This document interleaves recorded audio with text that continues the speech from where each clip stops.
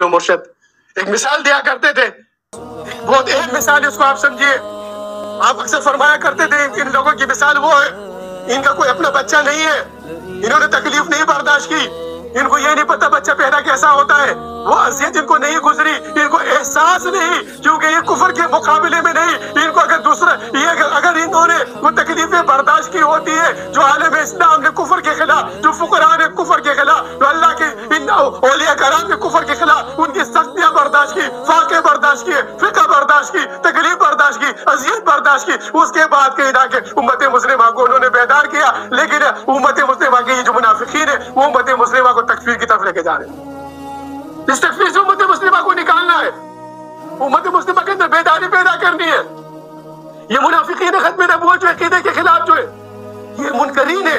آج ان کی وجہ سے منکر جو ہے وہ آج بین الاقوامی دنیا سے عالمی برادری کہتے ہیں، جس کو میں عالمی برادری نہیں کہتا ہوں. یہ عالم کفر جو ہے وہ عالم کفر ان کے ساتھ مضبوط کھڑا ہو رہا ہے، اور یہاں پر چل لو جذبات میں تقریرہ کر کے وہ اس تقریروں کا ویڈیو نکال کے اپنے آپ کو مضبوط کر رہے ہیں. ان کو کمزور کرنا ہے، ان کو کمزور کرنا ہے. حضور نبی صلی اللہ علیہ وسلم کے عقیدے کے جو ختم نبوت کے دشمن منکرین ہیں ان کو کمزور کرنے کی جگہ ان کو مضبوط کیا جا رہا ہے، عالم کفر کو مضبوط کیا جا رہا ہے.